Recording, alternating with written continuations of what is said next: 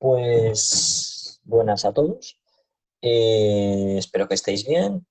Bueno, la charla de hoy estará dirigida por Dani Alcalá. Bueno, a quien quizá ya conozcáis o si no conocéis deberíais conocerlo porque ha estado con vosotros en Today Saturdays. Entonces, primero daré un pequeño contexto de qué es iSaturdays para aquella gente que nos vea en remoto o en diferido. Y luego de ella, pues le daremos paso a Dani, ¿vale? Entonces, ¿qué es esto de Saturdays AI y Saturdays o como queréis llamarlo? Es una iniciativa global que, bueno, estamos impulsando desde el hub de Global Shapers de Bilbao, ¿vale? Y esta iniciativa es una comunidad sin ánimo de lucro y que es global. Y en esta comunidad, ¿qué buscamos? Buscamos o queremos formar a personas en el ámbito de la inteligencia artificial. ¿Por qué? Pues porque al final es un ámbito que se está viendo que va a ser crítico para la sociedad y que hay muchas personas que efectivamente pues, quieren aprender algo más de esto, ¿no? Entonces, lo que ocurre a día de hoy es que hay muchos contenidos en Internet sobre inteligencia artificial, pero lo que hacemos en Saturdays es ordenar, estructurar estos contenidos para darles sí, una cierta narrativa y que, bueno, que la gente pueda aprender sobre ello, ¿no? Y luego estos contenidos, que se imparten en 7, 8 sesiones, pues luego se ponen en la práctica con proyectos con impacto social en ese sentido. Y nada, como comunidad, pues estamos en más de 30 ciudades. Bueno, esto hay que actualizarlo, que nunca lo actualizo, pero bueno. Y de hecho aquí debería estar Donosti. Y sí, de hecho creo que también hay alguna más en las islas, no sé, en algunas islas, no me acuerdo en qué islas, se ha extendido recientemente en alguna de estas, las Marinas, en las Fiji o en alguna de este estilo. Y nada, simplemente decir que en esta iniciativa a nivel local nos están apoyando diferentes agentes, ¿no? Desde el Museo de Eurocaciencia, que bueno, normalmente hemos hecho las sesiones prácticas, o sea, las sesiones presenciales allí, pero ahora no, pues, no hemos podido hacerlo, hasta la SPRI, la Diputación Foral de Vizcaya, el Impact Hub, Cuncha Culture, etcétera, ¿no? Así como universidades. Y nada, este es un poco el contexto de iSaturdays y esto es en lo que se enmarca la jornada, la ponencia de hoy. Así que sin más dilación, damos paso a Dani. Así que Dani, cuando quieras. Genial, muchas gracias. Voy a compartir. Vale. Ya deberíais verla, ¿verdad? Perfecto. Pues eso, ya lo he mencionado, soy participante de Saturdays AI y bueno, solamente brevemente, para contextualizar un poco por qué estoy aquí hablando hoy, mi formación es en psicología inicialmente, pero luego me fui especializando con un máster en neurociencia y fisiología y posteriormente seguí con un doctorado en Alemania dentro de la neurociencia en el campo de la imagen cerebral, de la neuroimagen. Y bueno, luego pude retornar, fui afortunado y pude retornar a España y he estado aquí en Donosti, en el Basque Center for Cognition, Brain and Language, como investigador postdoctoral. Y bueno, quería hablar de un poco de algunas nociones y algunos conceptos de psicología y de neurociencia que suelen rondar un poco, ¿no?, en el mundo de la inteligencia artificial, del business intelligence y los negocios y tal, porque al fin y al cabo muchas veces se trabaja con datos de comportamiento de consumidores, comportamiento de personas de distintas fuentes, ¿no? Y claro, proviniendo de la disciplina que se encarga un poco del estudio del comportamiento, hay veces que se ven cosas, se ven referencias, ¿no?, a aspectos de psicología y de neurociencia que no terminan de estar bien encajados y a veces como que da un poco de cringe, ¿no?, el escuchar algunas cosas. Y creo que es importante al menos tener unas nociones básicas, ¿no?, de cómo se estudia el comportamiento, cómo los científicos que nos dedicamos a ello estudiamos el comportamiento. Para también un poco poner en valor, ¿no?, el trabajo que se hace desde estas disciplinas. Entonces eso, quería hablaros hoy un poco de mitos y realidades habituales, ¿no?, sobre la psicología y la neurociencia en este mundo. Y bueno, desafortunadamente tenía que empezar por uno que no me gusta tener que hablar de esto porque a día de hoy parece algo como demasiado obvio, pero bueno, empezar incidiendo en el hecho de que la psicología es una ciencia. Y entiendo que a día de hoy haya mucha gente que sea un poco escéptica y que piense que la psicología no es una ciencia, que la psicología va de dar consejos a la gente sobre cómo vivir su vida y que eso lo puede hacer cualquiera y que cualquier amigo te va a saber escuchar y darte un consejo, entonces ¿para qué vas a ir al psicólogo si tienes problemas? Pero no puedo más que admitir que esto es una realidad, que hay mucha gente que piensa así, cuando incluso gente que se ha formado en psicología y que se definen a sí mismos como psicólogos, pues se dedica a ir por los platos de televisión y a escribir libros con tonterías del tamaño de que si estás depresivo, pues no lo estés, porque te estás perdiendo la vida, que es maravillosa, así que deja de estar depresivo. Evidentemente, esto, por mucho que esta persona se haya formado en psicología y se defina como psicólogo, esto no es ciencia, esto es superchería de la peor calaña. Y por desgracia los psicólogos cargamos con esta cruz en parte porque se le da visibilidad a ciertas cosas que son más llamativas o que hacen más gracia en un plato de televisión, pero no, no por ello, o sea, si Calatrava no es todo lo que hay en arquitectura, pues gracias a Dios, Rafael Santandreu no es todo lo que hay en psicología. Y lo que sí hay en psicología, pues es eso, ¿no? Una disciplina científica encargada del estudio del comportamiento humano, pero también del comportamiento animal. Y entendemos el comportamiento como cualquier tipo de actividad que los individuos llevamos a cabo y que resultan son una función, al fin y al cabo, de nuestra historia previa, más la situación y el contexto en el que nos encontramos, ¿no? Y tratamos de estudiar y de detectar cuáles son los mecanismos, las leyes los parámetros que rigen, ¿no? el comportamiento en ese sentido. Pero bueno, me gusta empezar por aquí porque aunque sea un poco cargante tener que repetir siempre un poco la misma muletilla, creo que es importante, que a día de hoy no es aceptable decir que alguien no cree en la psicología, porque es como decir que no crees en las vacunas o que no crees que la Tierra sea redonda. Es algo sobre lo que no hay discusión, simplemente es una disciplina científica más, pero por desgracia la publicidad que se da desde ciertos foros a veces es un poco regular. Vamos a dejarlo ahí. Y un poco de la mano, ¿no? de ese primer punto, algo que quería recalcar también es que el estudio científico del comportamiento y del cerebro es algo complejo y suena perogrullada y quizás lo sea, ¿no? Porque al final si le preguntas a un físico sobre su ámbito de trabajo te va a decir lo mismo y si se lo preguntas a un biólogo también, pero aunque hay dificultades que no son intrínsecas ni exclusivas de la psicología y de la neurociencia, sí creo que hay aspectos que hacen que nosotros seamos más vulnerables como científicos a determinados problemas y tenemos que equiparnos muy bien de ciertas herramientas para protegernos a nosotros mismos de esas vulnerabilidades. Y para ello quería comentar un ejemplo que creo que es un muy buen ejemplo. Lo primero porque es un estudio que prácticamente todo el mundo conoce por sus implicaciones, pero también porque hay un error de fundamento tan grande que me parece el ejemplo perfecto, ¿no? para hablar de lo que os quería contar. Y es el famoso llamado estudio de Facebook, ¿no? Un estudio que se llevó a cabo, bueno, se publicó en 2014, en el que los autores defendían que habían sido capaces de influenciar a gran escala, porque prácticamente tenían 700.000 participantes, un poco menos, 680 y algo mil. Y bueno, ellos defienden que fueron capaces de influenciar el comportamiento de estas personas variando el contenido que aparecía en sus feeds de Facebook.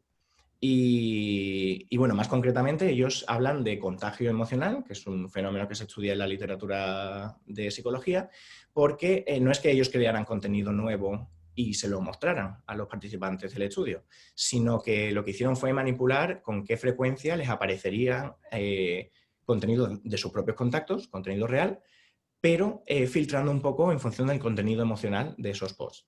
De tal manera que a algunas personas le aparecerían menos posts de sus amigos si esos posts tenían un contenido emocional más positivo y les aparecería más contenido negativo y viceversa. Entonces, lo que encontraron en este estudio es que a aquellas personas a las que se le disminuía la cantidad de posts con contenido emocional positivo, ellos mismos acababan produciendo su propio contenido con menos cantidad de palabras de contenido emocional positivo. Y al mismo tiempo, esas personas también aumentaban la cantidad de contenido emocional negativo que producían. Y esas diferencias, además, como podéis ver, pues en el modelo estadístico, para la primera que he mencionado, pues el parámetro del modelo arrojaba una diferencia de en torno al 0,1% y una significación estadística súper buena para publicar un artículo científico. Y en el segundo caso igual, ¿no? Un coeficiente ligeramente más moderado, pero bueno, aún así una diferencia estadísticamente significativa, que eso básicamente es la llave que te abre la puerta de las publicaciones científicas hoy en día. Y dijeron, buah, pues unos resultados excelentes, ¿no? O sea, hemos conseguido demostrar que se puede modificar el comportamiento de las personas y que se puede incitar un efecto de contagio emocional en las personas alterando el contenido que ven en sus redes sociales. ¿Qué pasa? Que nosotros sabemos que por lo general hay que sospechar de este tipo de efectos, aunque se hayan encontrado en un experimento, de este tipo de efectos que con una modificación muy sencilla consigues un efecto en el comportamiento humano súper grande. Por lo general no suelen funcionar tanto como nos venden. Y en este caso en concreto, el problema de fundamento con este estudio es un problema conceptual estadístico.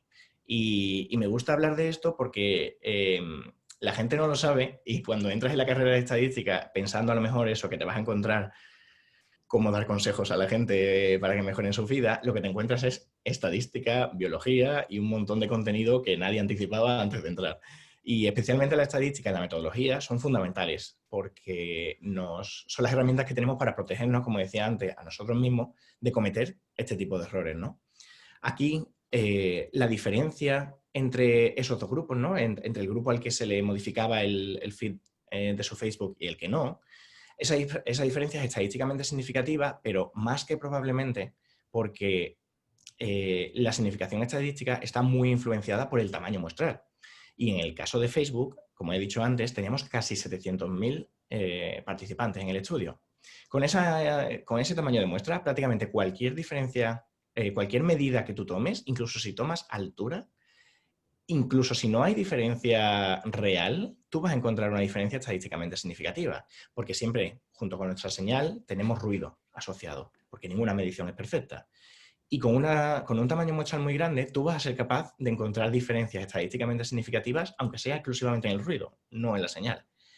Y más que probablemente, eso es lo que pasó en este caso, porque si en lugar de fijarnos en la significación estadística, nos fijamos en otro parámetro estadístico, el tamaño del efecto, ese tamaño del efecto nos dice que esa diferencia es completamente irrelevante. Es decir, estamos tan obcecados a menudo con encontrar fenómenos novedosos en la ciencia que muchas veces no nos paramos a preguntarnos si ese fenómeno es pertinente o nos importa de alguna manera. Pero si nos hacemos esa pregunta, que probablemente podamos coincidir en que es importante, aquí vemos, por ejemplo, que con un tamaño de efecto para el primero de las diferencias que os decía, esa reducción de contenido emocional positivo de los posts de los propios participantes, cuando se les había disminuido la cantidad de contenido emocional positivo que veían, esa diferencia tiene una D de Cohen de 0,02. Normalmente, aunque es un criterio un poco arbitrario, se establecen como niveles de corte, ¿no?, del tamaño del efecto. Y un tamaño de efecto por debajo de 0,2, no 0,02, no se tiene demasiado en cuenta porque es una diferencia muy pequeña. Incluso si hay una diferencia, probablemente no afecte demasiado a la vida real, por así decirlo. Pero es que la otra diferencia, si os fijáis, es una diferencia de 0,001. Eso, traducido a términos un poco más cotidianos, implica que si, por ejemplo, si Beñat era un participante del grupo control en el experimento y yo era un participante del grupo al que se le disminuyó el contenido emocional positivo, por cada 3.700 palabras que escribimos cada uno, yo escribí una palabra negativa más. O sea, fijaos la relevancia que puede tener ese efecto comparado con los reclamos que se hicieron en los medios de comunicación y demás sobre Facebook está manipulando a la gente, Facebook está incitando al suicidio de las personas, o sea, unas locuras muy grandes, ¿vale? Y Y lo entiendo, porque también es una narrativa que resulta muy llamativa y muy atrayente, ¿no? Porque hasta cierto punto también tenemos todos un poco este miedo de que eso pase y ver un estudio científico publicado en una revista de prestigio como es PNAS, pues al final como que nos refuerza esas creencias previas que tenemos y nos agarramos a ello como un clavo ardiente, ¿no?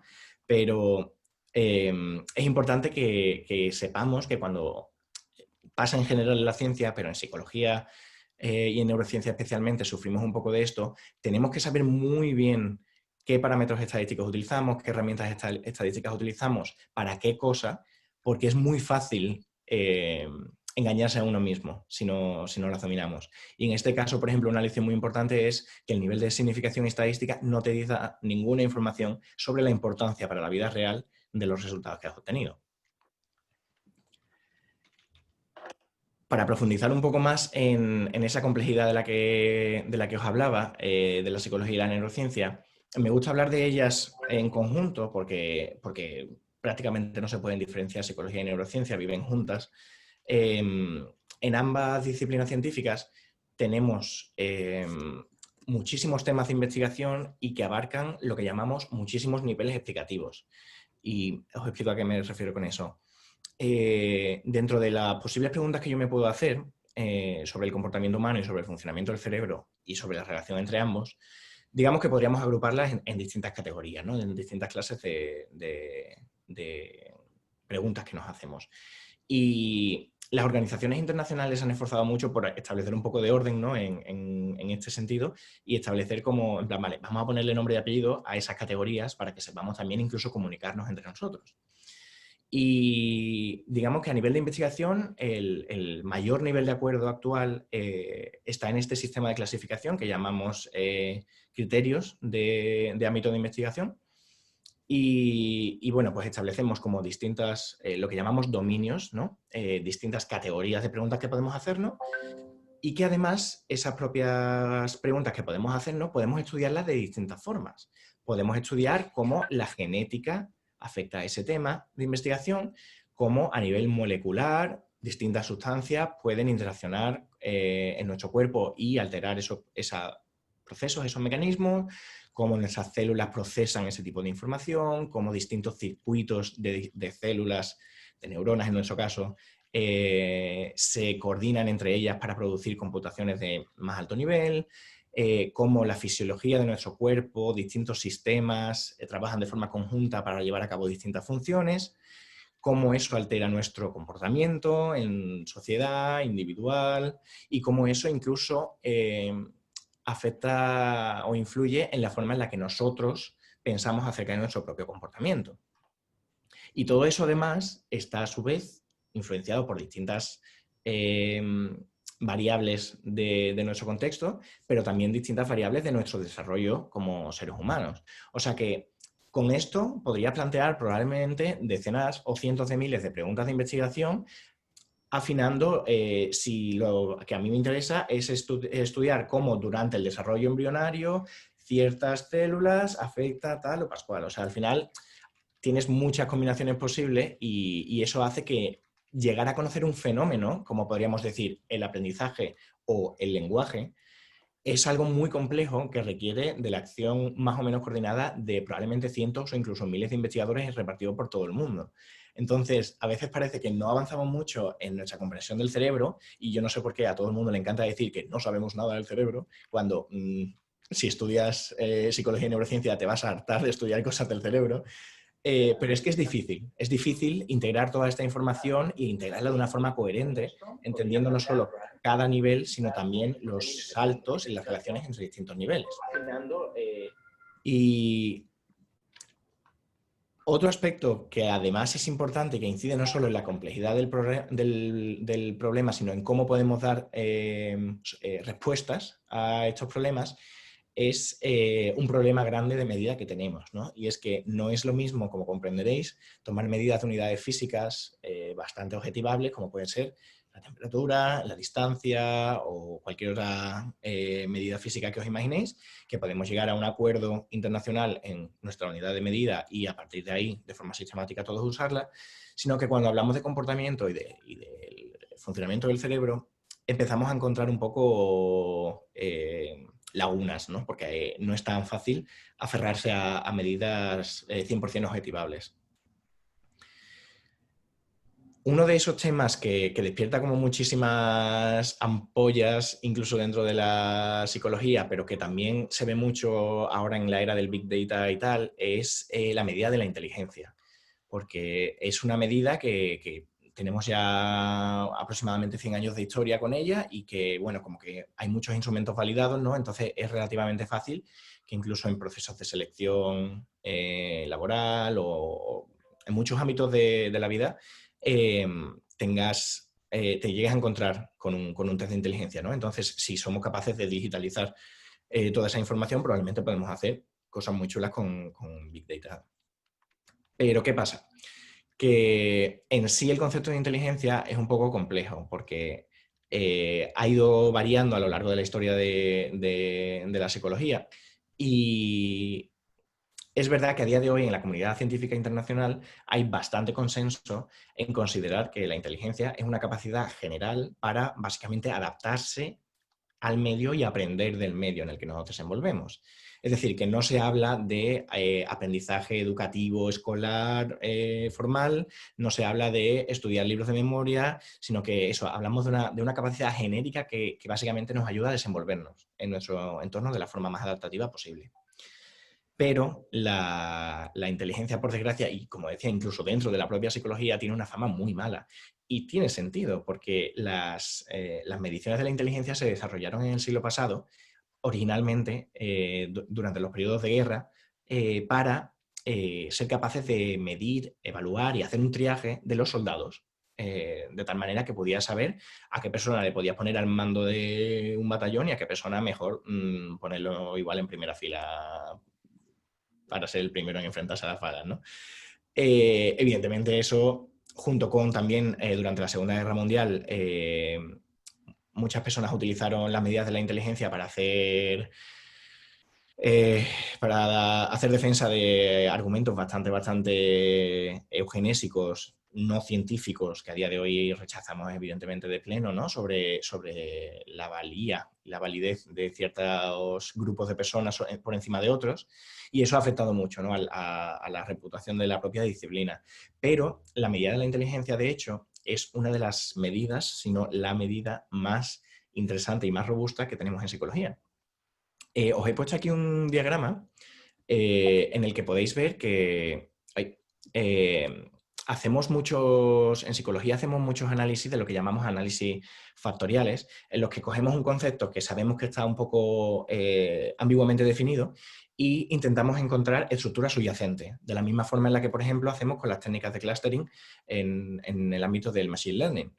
Y entonces, eso que llamamos inteligencia general, que muchas veces llamamos factor G, de aquí, esta G de aquí, con el paso de las décadas hemos ido aprendiendo que está compuesto de distintos como grandes habilidades generales, como por ejemplo la comprensión verbal, la capacidad de percepción y razonamiento perceptual, lo que llamamos los psicólogos la memoria de trabajo, que es la capacidad que tenemos de tener como una memoria RAM con la que podemos trabajar. O sea, no, podemos traer cosas de la memoria a largo plazo y trabajar con ellas, ¿no? O sea, cuando yo quiero resolver un problema, tengo que recuperar de mi memoria información acerca de los datos de ese problema, de los procesos que necesito implementar para resolver ese problema, etc. Y luego sabemos también que incluso esas grandes habilidades están compuestas como por distintas habilidades cognitivas más concretas. Y esa estructura subyacente, al fin y al cabo, es un modelo matemático que se comprueba y se testea experimentalmente y a lo largo de 100 años hemos llegado a un punto en que esto, por ejemplo, no es algo discutible. O sea, la cantidad de evidencia que tenemos a favor de ello es tan grande y prácticamente cualquier persona que se proponga hacer un estudio va a encontrar los mismos resultados que, valga la redundancia, la cantidad de evidencia que necesitaríamos para invalidar esto sería tan grande que ahora mismo casi que resulta inconcebible, ¿no?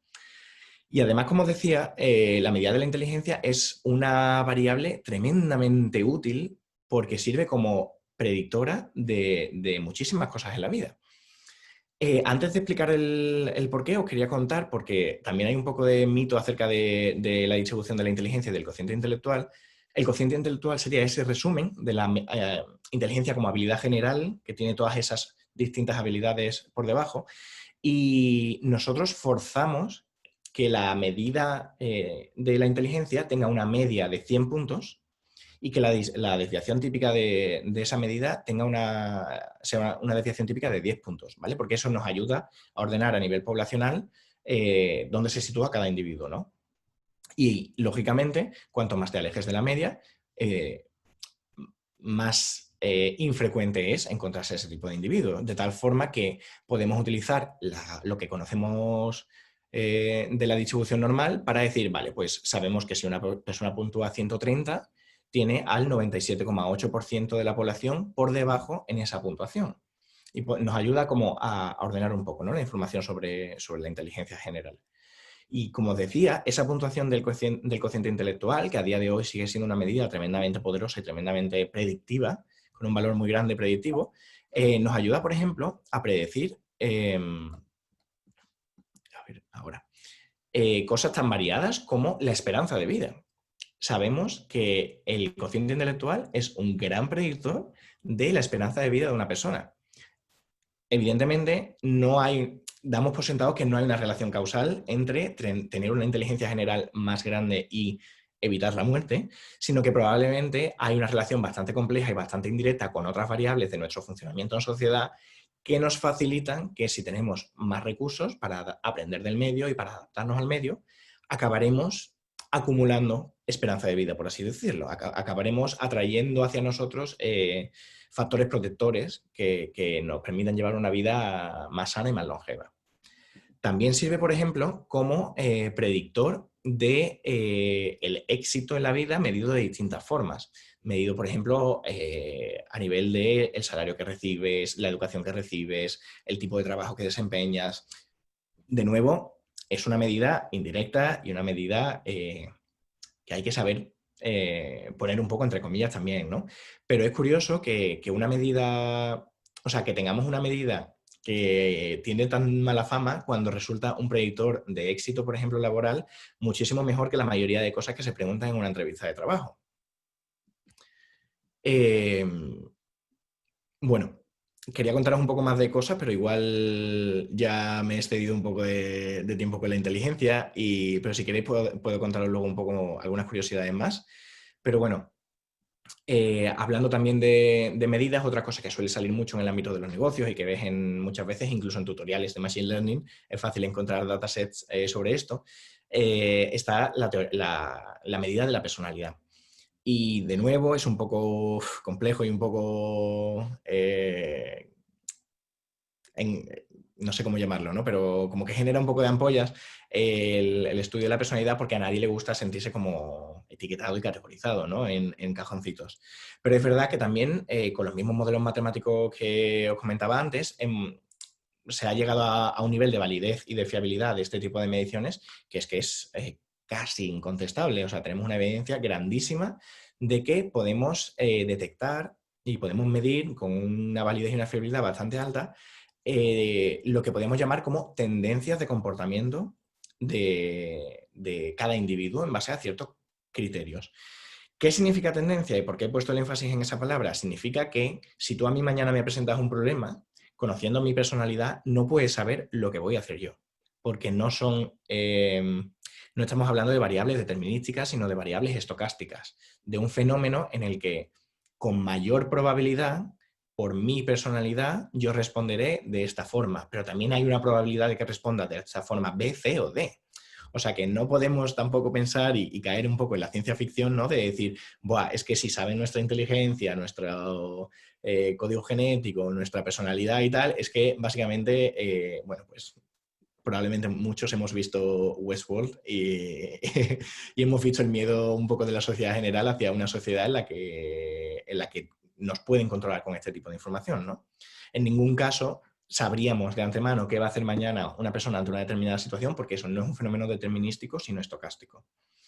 ¿Y por qué os cuento esto? Porque en el ámbito de los negocios y de la inteligencia artificial es fácil encontrarse a veces cosas que son muy semejantes a estas cosas que os he comentado y que por tanto pueden decir, bueno, me suena, ¿no?, que esto es parecido, entonces probablemente vaya un poco por la misma línea y tenga pues la misma validez, la misma fiabilidad, pero por desgracia muchas veces no es así y, por ejemplo, en el ámbito de la teoría de la personalidad y de la medición de la personalidad, uno de los tests, si no incluso el más usado en ámbito general en el mundo, es un test, el test de Myers-Briggs, creo que se llama, Briggs, ahora que lo pienso. Es muy famoso, es muy, muy, muy famoso, sobre todo en la cultura estadounidense. Es un test súper popular, es propietaria de una empresa que gana muchísimo dinero con él y lo utilizan muchísimo como evaluaciones, por ejemplo, en procesos de selección laboral. Y es un test en el que tú respondes a una serie de preguntas y te da un perfil. Y te dice, tú eres un líder o tú eres un Pascual, lo que sea. Y dentro de esa etiqueta tienes como puntuaciones de personalidad en distintas variables.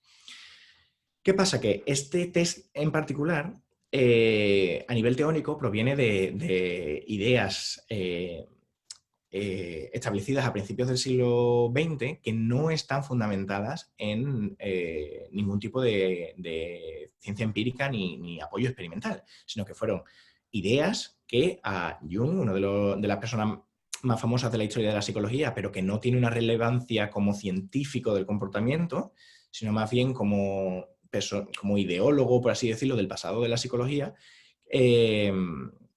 pues pensó que esto podía ser una buena forma de entender la personalidad de los individuos.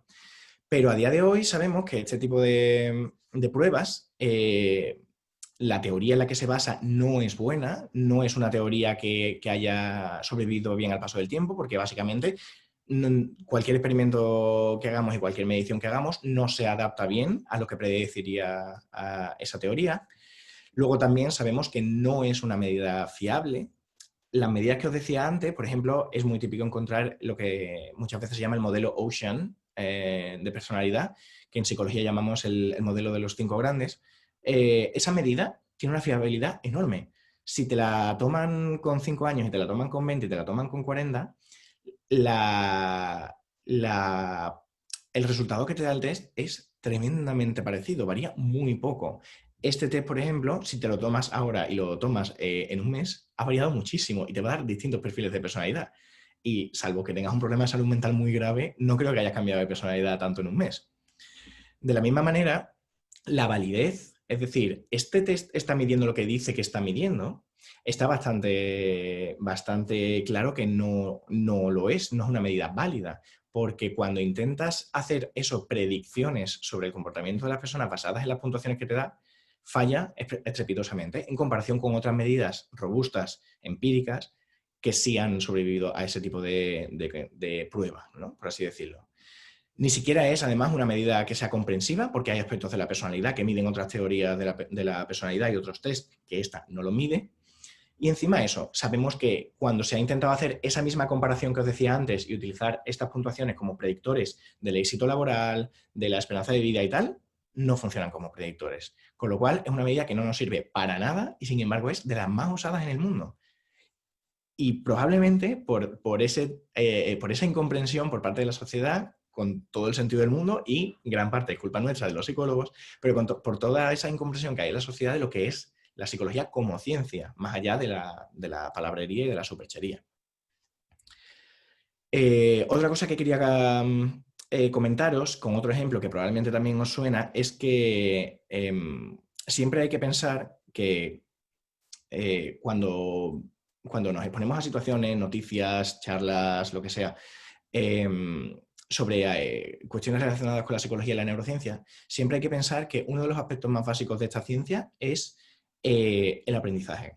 Y en el aprendizaje todos tenemos nuestras ideas implícitas sobre lo que es el aprendizaje, sobre cómo se aprende, sobre qué es mejor para la enseñanza y tal, pero el aprendizaje en sí es uno de los campos de estudio y de trabajo más fuertes de la psicología.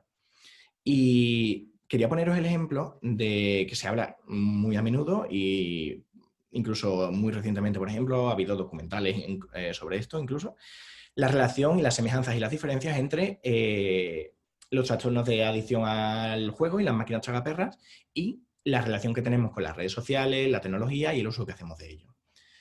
Entonces, se han hecho muchas muchas, ¿cómo se dice? Claims.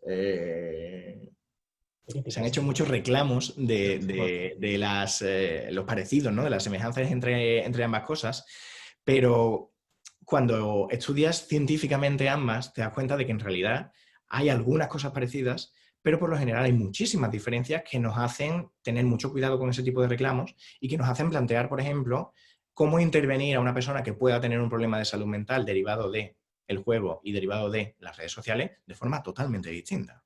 Por ejemplo, una semejanza que sabemos que tienen es que ambas cosas están diseñadas específicamente para establecer condiciones que favorezcan un comportamiento nuestro y hagan más difícil que nos comportemos de otra forma distinta, por así decirlo. Y eso es un principio general del aprendizaje en psicología, que la consecuencia de nuestro comportamiento ejerce cierto control sobre nuestro comportamiento. Si yo me comporto de una manera y recibo un premio por ello, será más probable que en el futuro repita ese comportamiento. Si yo me comporto de una manera y recibo un castigo, será menos probable que en el futuro me comporte de esa manera.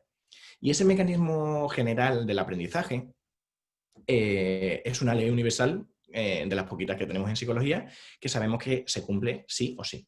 Y que en este sentido podemos enmarcar en esta ley, ¿no? El decir, vale, una red social y una máquina tragaperras están estableciendo una serie de circunstancias que llamamos contingencias en psicología para favorecer que se repita más un comportamiento nuestro y que dejemos de emitir otros comportamientos como derivando esa atención a otras cosas, ¿no? Vale, hasta ahí una semejanza.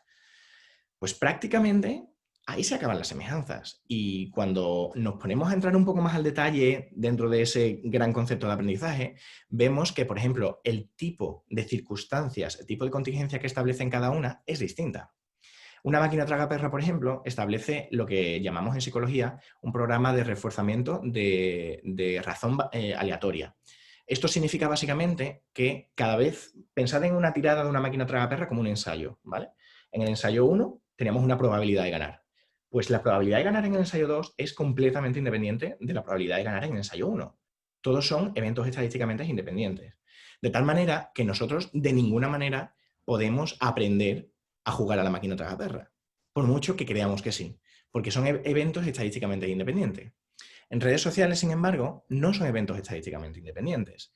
Todos lo hacemos de forma implícita, aprendemos con qué cosas podemos elicitar, podemos provocar en nuestros contactos, por ejemplo, más me gustas. Si a qué tipo de foto puedo subir, a qué hora subo la foto. Probablemente si subo una foto a las 7 de la mañana no va a haber nadie que me dé like hasta dentro de 2 horas. O sea, existen regularidades que podemos aprender. Entonces, esas circunstancias que imponen ambos fenómenos en nuestro comportamiento son distintas. Y es muy importante esa diferencia, no es una diferencia teórica, porque eso afecta muchísimo a la relación que vamos a tener con esas circunstancias a posteriori, ¿vale? Otra diferencia es que precisamente esas circunstancias en las máquinas tragaperras, ese programa de reforzamiento de razón variable aleatoria que os decía antes, está específicamente bien alineado con algunos sesgos cognitivos que tenemos las personas. Y los sesgos cognitivos, si no lo habéis escuchado nunca, básicamente son como pequeños automatismos, pequeños atajos psicológicos que tenemos todos los seres humanos como tendencias naturales ante tal situación responder de tal manera, ¿vale? No es necesariamente que sea algo genético, no se conoce muy bien la causa de estos sesgos cognitivos, pero sí sabemos que es frecuente que utilicemos estos atajos rápidos de no nos hemos parado a pensar en realidad y analizar en profundidad la situación, sino que automáticamente hemos respondido de una manera, ¿no? Y uno de estos sesgos cognitivos que se conoce mucho en el ámbito de los problemas de adicción por juego es lo que llamamos ilusión de control. Precisamente lo que os decía antes, todo el mundo que desarrolla un problema de adicción al juego desarrolla esa sensación falsa, esa falsa creencia de que conoce el juego y ha detectado patrones que le permiten anticiparse al juego de tal manera que va a saber cuándo se acerca una recompensa, cuándo no se acerca una recompensa. Eso no es así, porque, como os he dicho, están específicamente diseñados para ser eventos estadísticamente independientes. Y como os decía, en la red social sí tenemos cierto control sobre el comportamiento y la relación que hacemos con la red social. pueden surgir problemas, evidentemente, no voy a decir que no, pero son mecanismos distintos. Otro sesgo cognitivo, por ejemplo, es el que llamamos sesgo del jugador, que es ese sesgo específicamente de las personas con un juego patológico, con un problema de adicción al juego, que como que tienden a ver una mala racha no como un evento de pérdida de dinero que están sufriendo, sino como una tendencia hacia una ganancia, como en plan, la máquina está calentando, ahora es cuando va a venir la recompensa. Y fijaos lo ilusoria que es esa creencia cuando sabemos la persona que ha programado la máquina, el programa de reforzamiento que ha puesto, que es aleatorio. Y de la misma forma que ese programa de reforzamiento como que encaja muy bien con algunos sesgos cognitivos, también encaja muy bien con aspectos de nuestra estructura y de nuestra función cerebral. Ese hecho, o sea, cuando nosotros nos exponemos a comportamientos que nos refuerzan, por ejemplo, la comida, el sexo, el afecto con otras personas, son comportamientos que nos producen placer. Bajo ciertas circunstancias, la repetición de esos comportamientos, poco a poco, ¿cómo explicarlo? Como que va reduciendo ligeramente, ¿no?, el valor de eso. No es lo mismo la primera vez que comes un chocolate que la vez número 150. Por mucho que la 150 lo disfrutes muchísimo, eso no lo quita.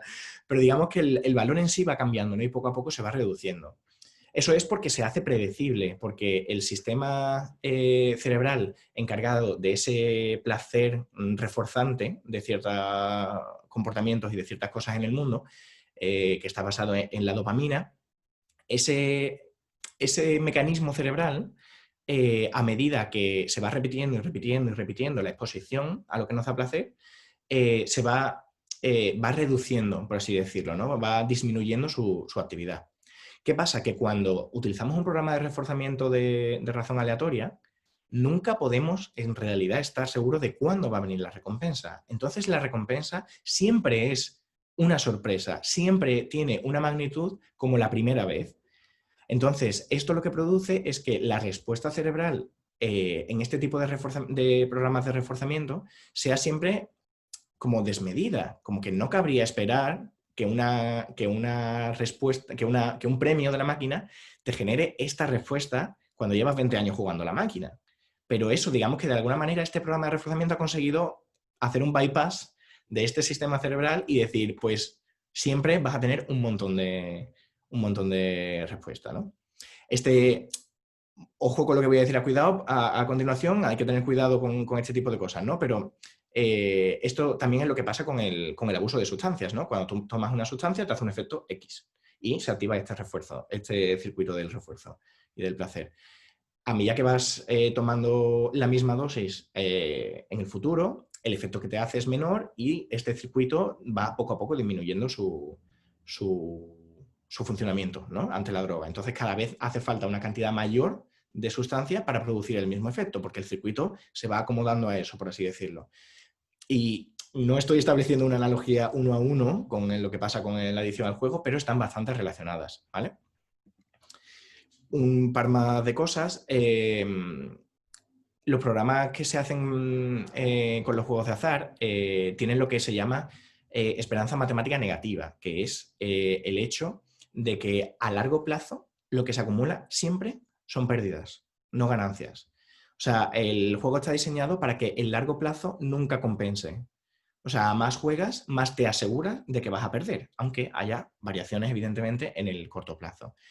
Y eso, evidentemente, también choca, si lo pensáis, con lo que os contaba antes, ¿no?, del sesgo del jugador, porque piensan que eso, ¿no?, como que, ostras, la máquina está calentando, ahora es cuando viene y tal, cuando no es así. La recompensa no va a llegar nunca a suplir el gasto que has tenido. Y eso, de hecho, hace que el comportamiento del adicto al juego siga también, de nuevo cuidado con la analogía, el comportamiento de quien abusa de las sustancias, ¿no? Cuando una persona empieza a consumir una sustancia, o tiene un placer y una reacción muy satisfactoria de ello, pero cuando el uso de la sustancia se transforma en abuso de la sustancia, la persona deja de consumir para obtener ese efecto positivo Porque en realidad lo que está pasando es que ahora la sustancia ha provocado ciertos efectos negativos en su cerebro y en su cuerpo que le hacen sentir cierto malestar.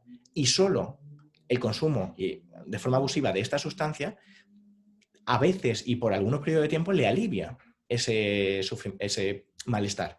Entonces, al principio se establece un comportamiento adictivo por ese subidón que te da, pero enseguida empieza a producirte bajones que solamente puedes suplir con la sustancia, ¿no? Y esto pasa con el juego. Se establece por lo que llamamos reforzamiento positivo, yo juego, yo tengo placer de ello, pero se mantiene en el tiempo por lo que llamamos reforzamiento negativo. Se mantiene en el tiempo porque me ayuda a rechazar algo que me está afectando negativamente.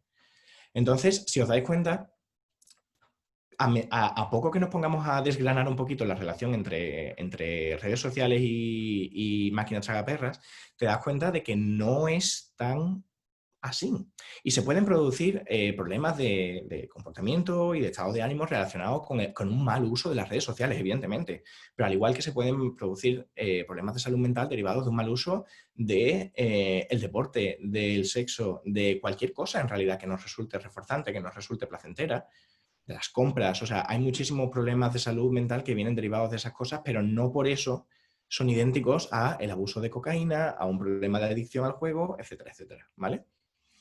Y quería contaros esto porque es un ejemplo que se habla mucho hoy en día, ¿no? Y relacionado con las nuevas tecnologías, el miedo del mundo del Big Data y tal, cuando igual que decía antes, ¿no? Con la medición de la personalidad y la inteligencia, no es algo que ejerza un control externo sobre nuestro comportamiento tan desorbitado, que nos deje sin capacidad de reacción o sin capacidad de control sobre él. Es un poco más complicado que eso. ¿Cómo llegamos a conocer este tipo de cosas? Y aquí era donde quería enseñaros un poco, ¿no? ¿Qué es lo que hace un investigador en psicología y neurociencia? Pues básicamente un experimento. Trabajas evidentemente con teorías y con hipótesis previas, pero tú lo que haces es decir, vale, pues voy a presentarle como si fuera un casino, ¿no? Esta pantalla y puede meter dinero y tirar de la ruleta. Y ahora hay dos situaciones, que pierda y pasamos al siguiente ensayo o que gane. Y ahora, yo estoy interesado en investigar este componente de la adicción al juego. Vale, pues le voy a añadir una condición en la que incluso si ha ganado, le voy a decir, va, te doy la opción de doblar el contenido o perder lo que has ganado. ¿Te quieres arriesgar a doblar el contenido a cambio de una posibilidad de que lo pierdas? Entonces podemos ir modificando todas esas cositas, podemos hacer muchísimas modificaciones en todas esas etapas, ¿no? Del experimento y hacer mediciones y hacer contrastes entre distintos grupos de participantes, por ejemplo, para ver cómo cada una de estas cosas afecta al comportamiento. Y esto, pues, para que os hagáis una idea, suele implicar meses de planificación del estudio y de diseño del programa de ordenador que vas a utilizar para recoger los datos, meses citando a participantes para que vengan a tu centro de trabajo a hacer el experimento, meses para analizar los datos, meses para escribir un artículo científico y meses para publicarlo. O sea que estamos bastante lejos en realidad de lo de dar consejos a las personas de cómo vivir su vida así alegremente. Y con esto construimos, como os decía, modelos matemáticos que nos ayudan a predecir comportamiento. Y lo hacemos de la misma forma en la que hemos estado trabajando aquí con datos en Saturday's AI.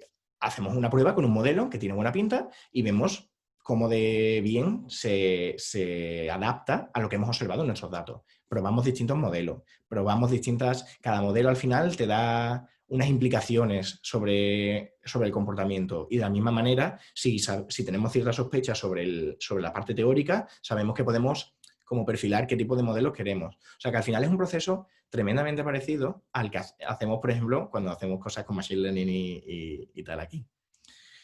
Una de las últimas cosas que os quería comentar es que también resulta muy importante en psicología y neurociencia que el cómo estudiamos las cosas es muy importante. Y solamente quería mostraros un ejemplo, pero quiero que no os quedéis con el ejemplo, sino que lo penséis en general. Quería mostraros esta imagen de un cómic muy chulo que hay para...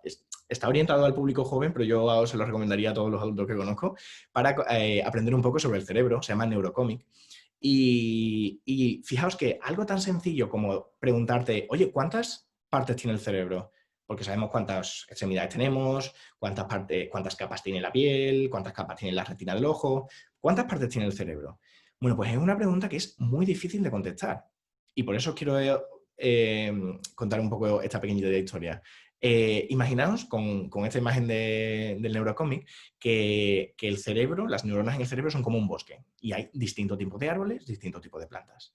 Y tú dices, bueno, pues yo puedo decir, voy a ordenar, voy a categorizar este bosque y voy a ver cuántas partes tiene, diciendo, vale, pues voy a contar árboles por un lado y plantas por otro. Pero luego empiezas a ver que, en plan, bueno, dentro de árboles en realidad hay distintos tipos de árboles y dentro de plantas hay distintos tipos de plantas. Y puedes ir cambiando tu criterio de selección para establecer distintos tipos de categoría. Pues eso exactamente pasa cuando intentamos categorizar el cerebro. Originalmente se hacía a mano, evidentemente, porque no existía el machine learning ni no existían los ordenadores y eso, ¿no?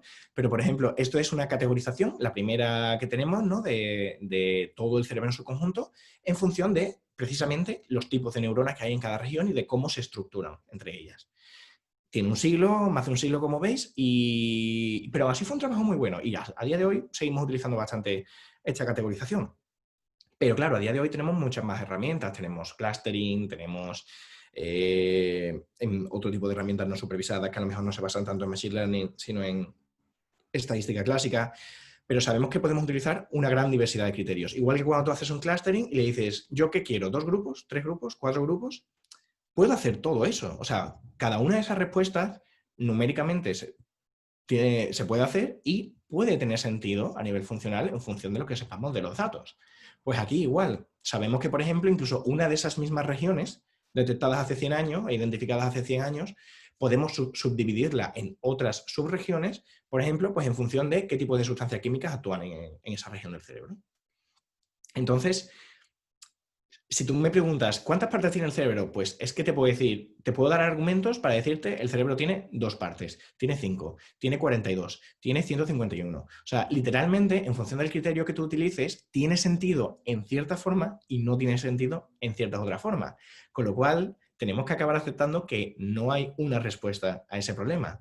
Y me recuerda mucho un poco a cada vez que trabajamos con modelos, ¿no? En Machine Learning y demás, esa noción de decir, no es que estemos buscando, o sea, no por obsesionarnos con una métrica de fit de un modelo, estamos acercándonos más a la verdad en términos absolutos, porque esa verdad no es una verdad. O sea, es que depende perfectamente de lo que estemos buscando. Nos podrá servir mejor un modelo que tenga un 0,87 de accuracy que un modelo que tenga 0,89. Y es una noción que me gusta mucho de la psicología y de la neurociencia porque lo vemos muy directamente con la organización del cerebro. Y bueno, estas son las principales cosas de las que quería hablaros. Puedo parar aquí, tengo 2 o 3 diapositivas más, por si a lo mejor en vez de preguntas preferíais que os contara a lo mejor un poquito de cosas sobre cómo algunos aspectos del cerebro y del comportamiento han inspirado a cosas que se hacen hoy en Machine Learning, Deep Learning y Reinforcement Learning específicamente. Pero como queráis, queda a vuestro criterio. Yo lo veo bien, sobre todo porque se puede ver esa conexión más directa entre IA y neurociencia, ¿no? O sea, sí que, tal y como has ido hablando, en el proceso de experimentación al final de neurociencia se ve, ¿no? Que al final ese proceso de redes neuronales, tú cuando planteas algo en IA, dices, haces prueba de error, ¿no? Dices, oh, cambio un dropout, cambio no sé qué, cambio Eso tal, cambio es. cual. Y al final es un poco lo mismo, solo que, Sí, bueno, sí, sí. no nos tenemos que tirar meses para tener, bueno, depende del modelo, ¿no? Nos tenemos que tirar meses o no para el modelo, pero igual no nos tenemos que tirar meses para hacer entrevistas con grupos de control y Eso tener a es. humanos o a macacos para hacer pruebas, etcétera, ¿no? Eso es. Entonces, Pero la forma de pensar es muy similar. sí, entonces en ese sentido creo que es interesante que hagas este apunte porque se Ujú. puede reforzar, ¿no? Esa Sí. analogía. Pues mira, muy rápidamente, para tampoco, ya que es sábado mediodía, no extendernos demasiado. Aquí en la parte izquierda de la presentación podéis ver como un resumen de cómo funciona la percepción visual en el cerebro, ¿vale? Nosotros tenemos una escena bastante compleja además en este caso, que cuesta distinguir estos caballos del fondo. Bueno, pues voy a activar esto, ¿cómo era? Aquí sí.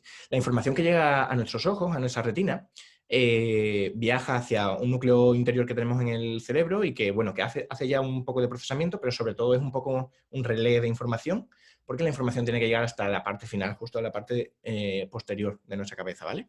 Que es donde se procesa la información de tipo visual. Y ahí el cerebro lo que hace es descomponer la señal completamente y de abajo arriba, por así decirlo, ir recomponiendo en features toda esa información visual. Por ejemplo, la parte más sencilla lo que hace es detectar contrastes, luz, oscuridad. Eso, por ejemplo, sirve para detectar líneas. Luego, esa información se manda a una región del cerebro un poco más compleja, por así decirlo, que dice, vale, pues yo ahora eh, junto esas líneas y lo que discrimino es orientaciones de esas líneas. Y respondo más ante una línea recta, pero mi neurona vecina responde más ante una neurona inclinada, o ante una línea inclinada, por ejemplo, ¿no? Luego, a su vez, esa información viaja hacia otra región más compleja del cerebro, donde dice, vale, pues ahora las líneas pueden formar ángulos, y entonces aquí el feature que se está representando en esta región del cerebro es un ángulo. Y así, digamos, se van haciendo procesos jerárquicos en los que en un sitio se procesa el color, en otro el movimiento. Esto es una simplificación, entendedme. No, no es tan sencillo como esto, porque también sabemos que no es un proceso jerárquico unidireccional, sino que hay loops, tanto feed como back, feed forward como feedback y tal. Pero digamos que es eso, que sabemos desde hace 80 o 90 años que el cerebro descompone la información a su nivel más fundamental y a partir de ahí va reconstruyendo la imagen que ha llegado a nuestra retina para interpretarla en base a features más low level, ¿no? En ese sentido. Bueno, pues evidentemente, sin que os lo tenga que explicitar, habréis pensado, joder, pues eso es tremendamente similar a cómo funcionan muchos modelos de computer vision y demás. El reconocimiento de caracteres, por ejemplo, que vimos hace algunas semanas, al final es eso. Sabemos que la información contenida en una imagen con un dígito se va a ir descomponiendo en partes y esas partes luego son los que se van haciendo features cada vez más complejos, por así decirlo, que nos ayudan, ¿no?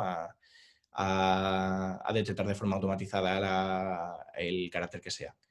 Eso es como la relación más evidente, ¿no? En realidad se les llama muchas veces neural nets, neural networks, porque al fin y al cabo vienen literalmente de nuestra comprensión acerca del cerebro, que ya en los años 60 del año pasado, en cuanto a la visión, era bastante avanzada.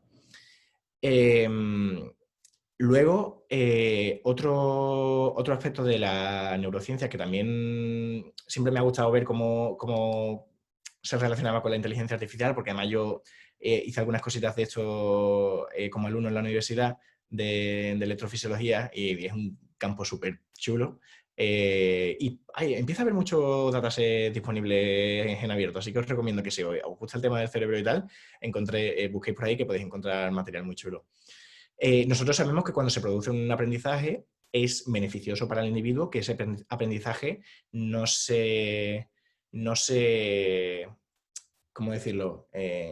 O sea, para que me entendáis, no hacer overfitting del aprendizaje. Es decir, no quiero que sea un aprendizaje rígido sobre sobre estos estímulos visuales, sobre este contexto en el que yo estoy justo ahora mismo, sino que también queremos que se generalice a otras situaciones similares en las que este comportamiento pueda ser beneficioso, ¿no? Queremos flexibilidad en el aprendizaje. Bueno, pues sabemos, por ejemplo, que una cosa que pasa es que durante el aprendizaje o sea, cuando nosotros aprendemos algo se está produciendo una actividad, ¿no? En un circuito de neuronas. Bueno, pues eso, cuando se va a pasar de la memoria a corto plazo a la memoria a largo plazo para tenerlo disponible, lo que pasa es que se vuelve a reproducir ese mismo patrón de actividad en esa misma neurona. Y se hace de forma sincrónica en la región cerebral que, digamos, se ocupa un poco de la situación actual y del corto plazo, y en la región del exterior de la corteza cerebral, que es donde se almacena a largo plazo. Es decir, se sincroniza esa actividad y se reproduce la misma actividad que se produjo inicialmente durante el evento real, ¿no? En la vida real. Y esto muchas veces, esto se produce durante el sueño y durante los periodos de descanso. Por eso el sueño es tan importante, sobre todo en épocas de aprendizaje, en el colegio y demás, porque es cuando se produce la consolidación de la memoria a largo plazo. Y también, ¿cómo se dice? En favor de nuestra cultura mediterránea, durante la siesta, por ejemplo, también se produce consolidación de la memoria a largo plazo. Así que una siestecita al mediodía entre época de estudio por la mañana y por la tarde, muy buena idea. Pues este mecanismo, que a nivel fisiológico cerebral lleva bastantes décadas ya que lo conocemos, ha sido incorporado a modelos de Deep Learning y de Reinforcement Learning en los últimos años para evitar algo que se producía con estos modelos, y aquí vosotros mandáis mucho más que yo, así que por favor corregidme si me equivoco, que era que cuando tú coges un modelo y lo entrenas para resolver una tarea, ese modelo evidentemente eh, eh, adapta todos sus parámetros para hacer lo mejor que pueda esa tarea. Si ahora tú ese mismo modelo le quieres entrenar a otra tarea, hará lo mismo, volverá a alterar todos sus parámetros para adaptarse a esa otra tarea. Si le vuelves a poner la tarea inicial, el modelo ha cambiado, con lo cual ya no es capaz de desempeñar tan bien como antes la tarea inicial. Entonces, para evitar ese tipo de problemas, se inspiraron en estos conocimientos que tenemos de la neurociencia y de la fisiología cerebral para decir, vale, ¿de qué manera podríamos hacer que exista también una forma de que el modelo almacene, a lo mejor no todo, pero almacene representaciones de estados anteriores que pueda recuperar de vez en cuando para, de una forma como lo más óptima posible a nivel de recursos y de tiempo, eh, poder seguir flexibilizando su comportamiento ante tareas relacionadas pero ligeramente distintas? Pues eso es otra cosa, por ejemplo, que claro, a lo mejor tú le preguntas a un psicólogo o un neurocientífico en plan, oye, ¿cómo podría mejorar mi algoritmo de esto? Y dices tú, pero ¿de qué me estás hablando? Pero en realidad, si hubiera más comunicación entre disciplinas en este sentido, se podrían llegar a muchas cosas así, ¿no? Y bueno, por último, un último ejemplo, nosotros sabemos que los seres humanos no tenemos la capacidad de percibir y de procesar toda la información que lleva a nuestros ojos, a nuestra retina, sino que tenemos la atención como mecanismo psicológico para filtrar a qué parte de todo lo que me está llegando a la retina ahora mismo le voy a prestar atención y la voy a procesar de una forma más exhaustiva, incluso llegando a nivel de ser consciente de esa información. Eso facilita muchísimo nuestro comportamiento, porque eso, por ejemplo, además, no me voy a meter a explicar modelos atencionales, pero bueno, digamos que tenemos como dos grandes mecanismos atencionales, uno que depende de nuestra voluntad, ¿no? Me voy a esforzar yo a prestar atención a este cuadrante de mi campo visual porque espero que después de ver una película el asesino vaya a entrar por esta puerta de mi casa. Pero también hay mecanismos atencionales que se basan en las propiedades de los estímulos, en lo que llamamos la saliencia de los estímulos. Si un estímulo es más brillante, si un estímulo es de un color más llamativo, si un estímulo es de un tamaño mayor. Todas esas propiedades de los estímulos hacen como que automáticamente nos salte el sistema atencional y le prestemos atención. Cuando algo que es de tamaño pequeño se hace de tamaño grande en muy poco tiempo, porque eso por lo general significa que se está moviendo hacia nuestra dirección a rápida velocidad. O sea, todo eso son como propiedades de los propios estímulos que bypassean nuestro sistema atencional para decir, esto es lo más importante ahora mismo. Gasta tus recursos de procesamiento en esto y olvídate de lo demás que ahora mismo no es tan importante. Pues esa misma lógica se ha querido también implementar en algunos modelos que para darles un poco de flexibilidad también a la hora de decir, no, a lo mejor en reconocimiento de caracteres, a lo mejor no hace falta que todo el tiempo estés procesando todas las regiones de la representación de la imagen, porque hay regiones en las que no hay que fijarse. Y no hace falta que capa tras capa vayas viendo que hay un cero ahí, sino que a lo mejor puedes darle un heurístico, un sesgo, en vez de cognitivo computacional en ese sentido, al modelo para que diga, mira, esto es lo que llama la atención de la imagen, aquí es donde está la información relevante que hay que procesar. Y ese mismo sesgo también se vaya actualizando para que no sea como ponerle una ceguera a un burro, sino que permita flexibilidad. Y se ha visto que eso también, por ejemplo, pues mejora el comportamiento de este tipo de modelos de reconocimiento visual, sobre todo precisamente en casos como la imagen que os enseñaba antes de los caballos y el fondo montañoso de nieve, imágenes con mucho ruido, con muchos detractores, pues se ha visto que mejora bastante. Y bueno, no me voy a meter en el otro, que no quiero entreteneros demasiado, pero la verdad que es un campo súper chulo en ese sentido, pensar en cómo implementaciones neurales de ciertos procesos pueden ayudarnos a lo mejor no encontrar la solución más óptima, porque puede que haya soluciones más óptimas que la que nuestro cerebro ha podido implementar, porque también tiene limitaciones más o sea, distintas a las que tiene a lo mejor un ordenador, ¿no? Pero sí es verdad que puede orientarnos a decir, bueno, esta solución sabemos que funciona, vamos a intentar mimetizarla para por lo menos llegar a una solución a un problema que sabemos que puede funcionar. Y bueno, pues hasta aquí. Os dejo libres ya, que va siendo hora de... Pues antes de nada, muchas gracias. La verdad, a mí en particular me ha interesado bastante y de hecho sí, en esa parte de los modelos atencionales al final sí que estos conceptos de LSTMs y transformers y demás que se usan en procesamiento de lenguaje natural están bastante basados en estos modelos atencionales, ¿no? Y Sí, al final sí que se están inspirando bastante en ello y bueno, se está viendo que está teniendo éxito.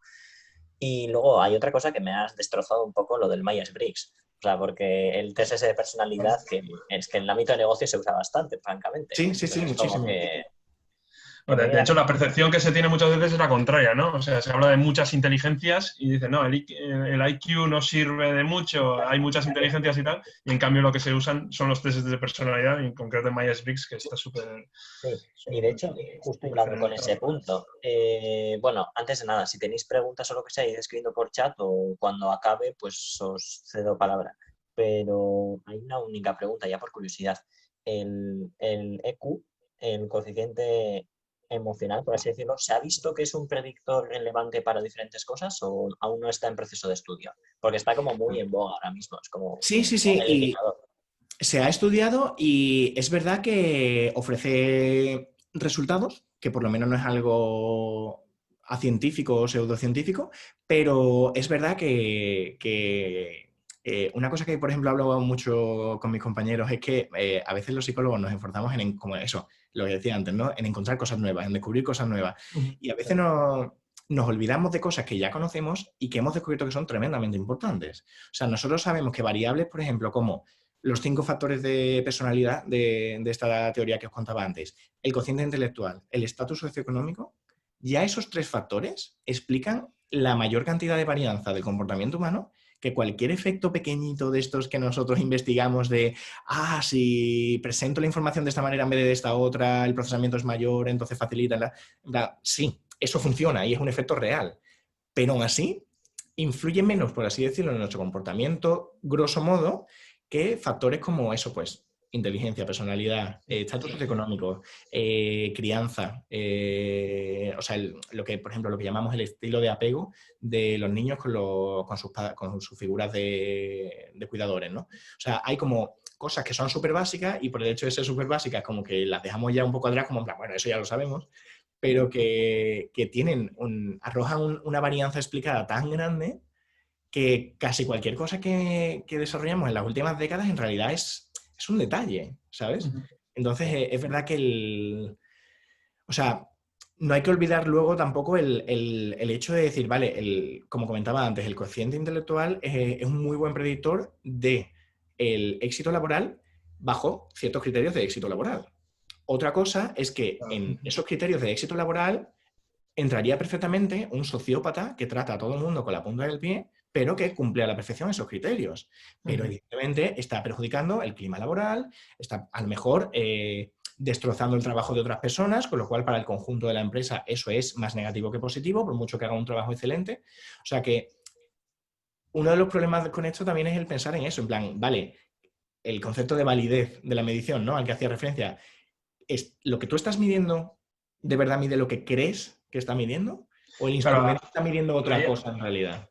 has comentado lo del factor G, Daniel, que eso no sé si se corresponde con el IQ o no, pero no sé si hay alguna medición Sí, normalmente mejor, es más eso. accurate El cociente intelectual, el CI, IQ, tal, es un poco eso, la medida resumen última más gruesa, más más robusta, ¿no? Más... claro, pero también al mismo tiempo con más... Es como decir, tengo un conjunto de datos y te doy la media. En plan, bueno, me has dado un dato. Evidentemente hay mucha riqueza por debajo de eso. Por ejemplo, dentro de las escalas de inteligencia, la mayoría de las buenas, dividen primero, ante todo, habilidades lingüísticas y espaciales. Entonces, por ejemplo, una persona analfabeta, probablemente si le pasas una prueba de inteligencia lingüística va a puntuar fatal, pero a lo mejor le pasas una prueba espacial y dices tú, hostia, esa persona tiene una capacidad de razonamiento complejo muy grande, muy adaptada, bastante bien. Entonces, ya ahí, por ejemplo, puedes ver a lo mejor perfiles de personas que dices tú, esta persona tiene más capacidades en este ámbito que en este otro. Luego, cada una de esas puedes ir, como decía, ¿no? Pues comprensión verbal, fluidez de vocabulario, no sé qué, distintas subcomponentes.